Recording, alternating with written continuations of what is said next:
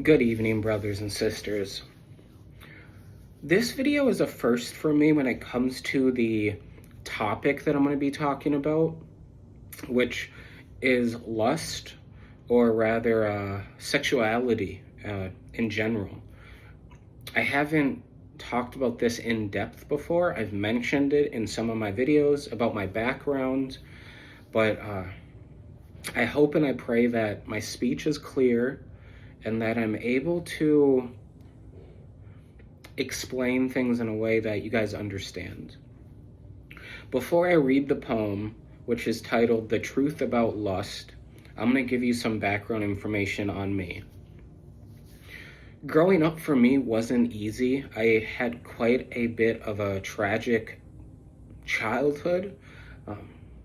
My biological father sexually molested me from the ages of 6 to when I was about 9, 10 years old. So about 3-4 years. And it really confused me growing up. It confused me to the point that I didn't know who I was. I didn't know if that was something that is all right. I didn't really understand, is that something that fathers are supposed to do? And so growing up, I was really confused.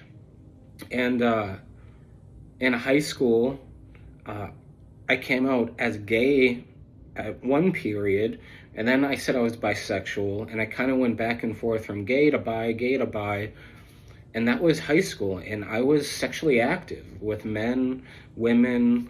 I had experiences with all sorts of people when I was in high school, and God is good, God is great that I didn't catch anything. I didn't catch any diseases. He didn't make anyone a baby mama. I had no kids. And so God definitely protected me when it came to that, because I was stubborn. I was rebelling. I was trying to figure things out on my own. And I was so angry and pissed off that all I cared about was having a good time, because I didn't want to think about what happened to me as a kid, as a child. And then I went to college. I grew up, I became an adult. And in college was when I continued that very confused sexuality. I was not sure who I was. And like in high school, I kind of did the same in college, to where I slept with men, women, I slept with non-binary folks, I slept with transgender people, and I was getting high, getting drunk, and I just was trying I tried to do everything I can possibly do to numb myself from the pain. And so I got high and drunk as much as possible, and I would sleep around with people, and it got to a point to where I started prostituting myself, and I would sleep with strangers. If they bought me alcohol or if they helped me get high, I would sleep with them. And things changed for a little bit. When I became Muslim and accepted Islam and started practicing, I at one point got married to an Indonesian lady, and I was married for about 4 or 5 years. And it was a difficult time for me, because I was trying to show myself, I was trying to prove to myself that, Steven, you're straight, you're normal, you like girls. And some of that is true, meaning I do like women. I am physically attracted, I'm sexually attracted to women, for sure. But I wasn't honest with my wife. I wasn't honest with myself. And so nothing improved, nothing got better until I started going to therapy, until I started to reflect upon my childhood, reflected upon high school and college, and even the time that I was sexually assaulted in a mosque parking lot when I was in college. Only until I started talking about it with a stranger, my therapist, that's the only time when things started to get better, because I was starting to be honest with myself about the pain I was feeling. the pain that I was holding inside. But once I stopped practicing Islam, I stopped being Muslim. It took me a couple years, but I eventually found my way back to Jesus Christ. And one thing I promised myself and I promised Jesus was, I'm coming back to you because I know you love me and I know that you have my best interest in mind, that Jesus is going to do everything possible. Jesus is going to do everything possible for the good, for my good. And so I promised Jesus, I'm going to continue going to therapy. I'm going to continue writing poetry. I'm going to continue learning about myself and growing as a child of God, as a servant of Christ. And so I promised Jesus, I'm going to do everything I can to find the light, to find the good, to find the place where I can grow, where I can be a better friend, to be a better son, to just be a better person overall. So that's a little bit about my story from when I was confused and said I was gay, then bisexual, and then at one point I said I was non-binary, and I was all over the place, all the way from my teenage years to early 30s. And it's only this past year or two, the past 2 years, where I was able to sit down and say, Stephen, this is who you are, and you need to accept it. And who am I? I am a straight man who loves Jesus, and a lot of confusion happened because of what my biological father did to me, which screwed my mind up.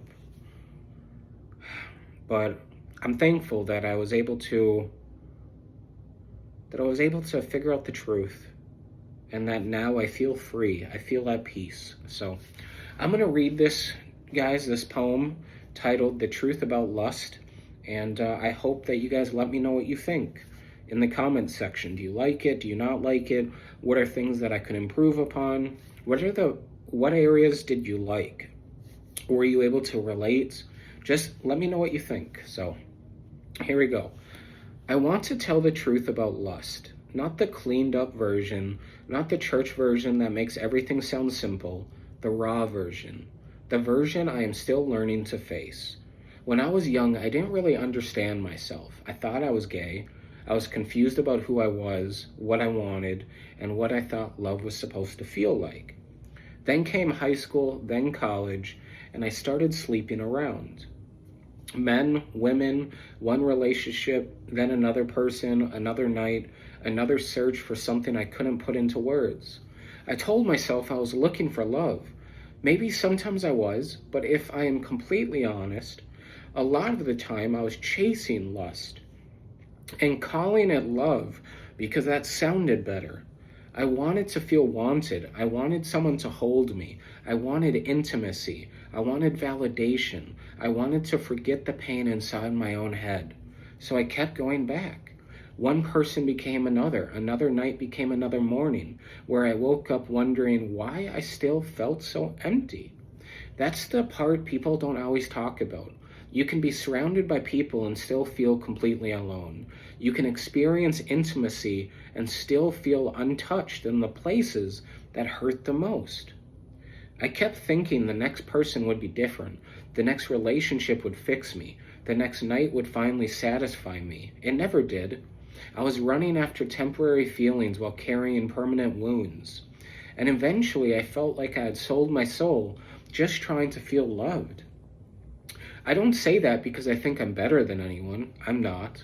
I say it because I know what it feels like to look in the mirror and wonder how you ended up so far from the person you thought you were supposed to become. I made mistakes, a lot of them. I hurt myself. I hurt other people. I crossed boundaries in my own heart. I confused desire with love and attention with worth. And underneath all of it was a man who desperately wanted to know that he mattered. Then Jesus found me, or maybe I should say, I finally stopped running long enough to let Jesus find me. I gave him my life. Not the polished version, not the version I wanted people to see. I gave him the broken version, The lust, the loneliness, the shame, the confusion, the addiction to validation, the memories, the mistakes, the part of myself I didn't want anyone to know about. And somehow Jesus didn't turn away. He met me there. I'm still not perfect. I still struggle. Temptation hasn't magically disappeared, but I am learning that I don't have to surrender every time my flesh demands something. I don't want to keep sleeping around just to prove that I am desirable.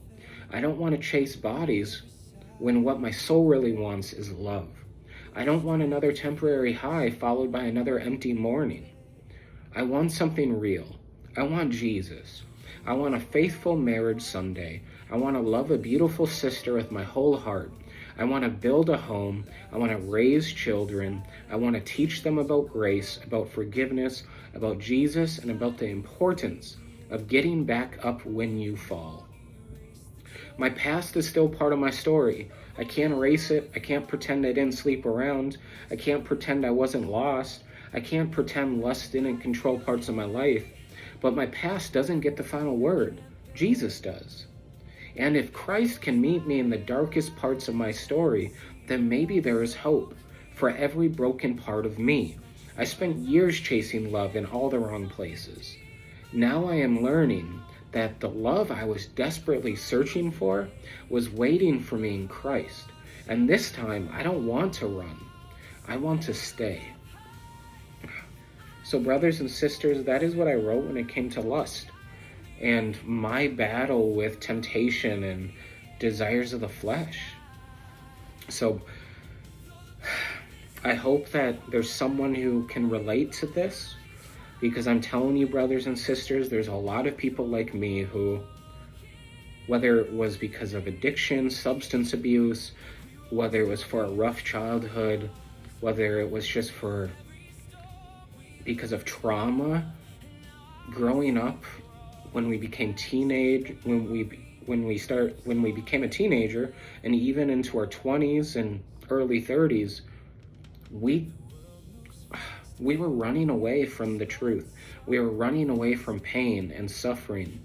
And we thought, if we don't process anything, if we don't reflect, if we don't try to grow, then everything will be fine. If I don't look at what's under the rug, if I don't acknowledge what's in my closet, then it will be fine. It's like it's not there. But for me, the only thing that helped was when I stopped, sat down, acknowledged the skeletons in my closet, acknowledged the pain, acknowledged the sexual abuse, and acknowledged that I need to process this stuff. And I need to forgive my father, I need to forgive myself, and I need to move on. So that's exactly what I did, which I'm working on right now. It's taken a couple years, but every day I'm working on trying to move on, trying to forgive.